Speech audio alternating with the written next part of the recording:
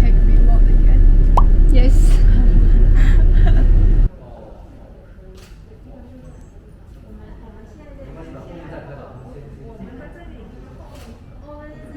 对，江门市，然后新会，嗯。新会在这里。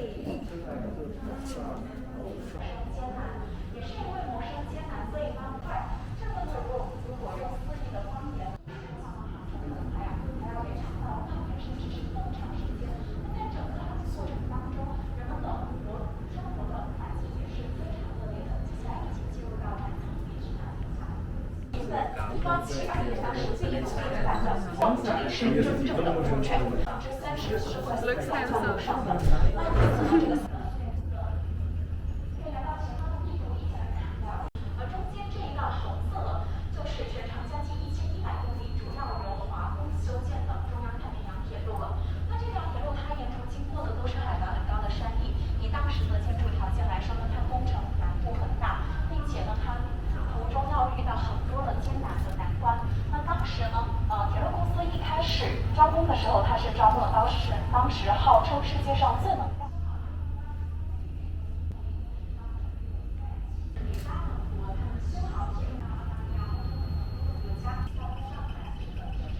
有很多华侨华人呢，他们在海外经过长时间的拼搏之后，有了一定的积攒，开始希望自己创业。那这一馆呢，就是以模拟唐人街街景的形式来为大家介绍华侨在海外创业的情况。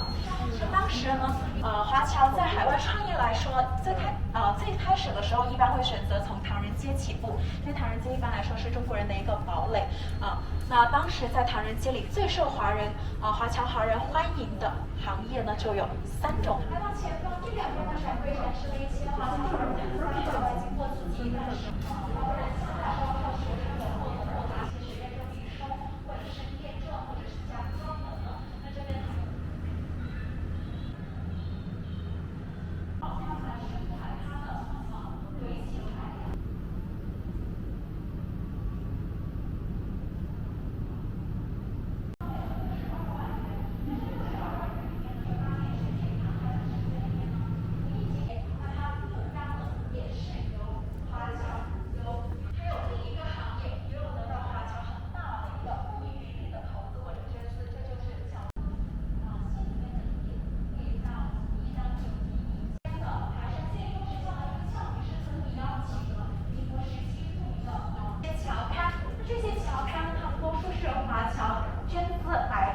的刊物，以下面的这个就是现存最古老的，那可以看到明时候的这个客厅啊，它的。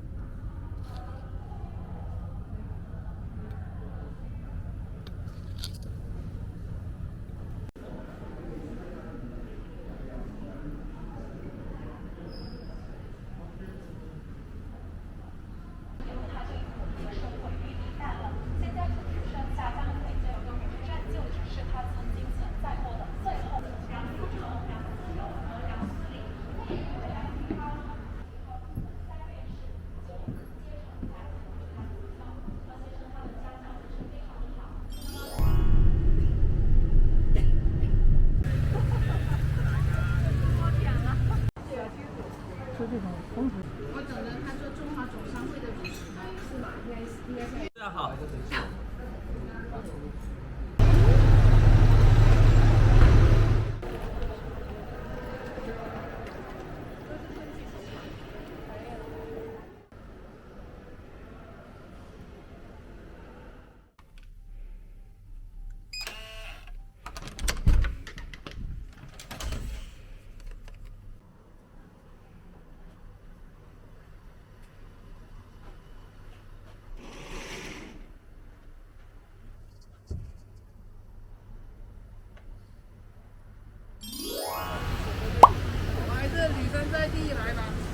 片区里的红色线路。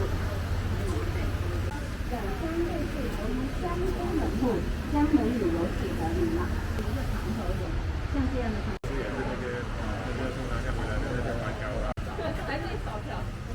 它的雕花也是以前的保留下来的。灯笼是我们会去加上去的。灯笼呢是我们的非物质文化遗产东义宫灯啊，而且多次呢在香港那边获得了金奖的啊。一些本土出产的一些青砖以外呢，其他的建筑材料呢都是从国外运回来的，所以当时候造这个房子的工程是非常浩大，对。住吗？没有人。它可以说是。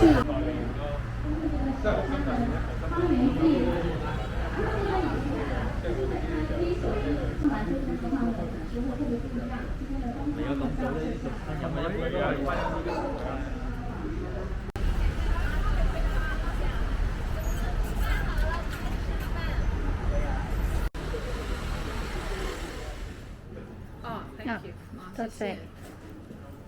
它放那个比酸辣头反而更好。有点像那个养乐多的味道。对。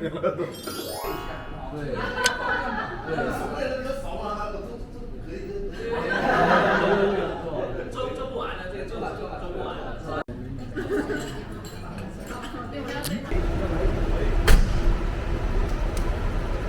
一路平安，拜拜。拜拜。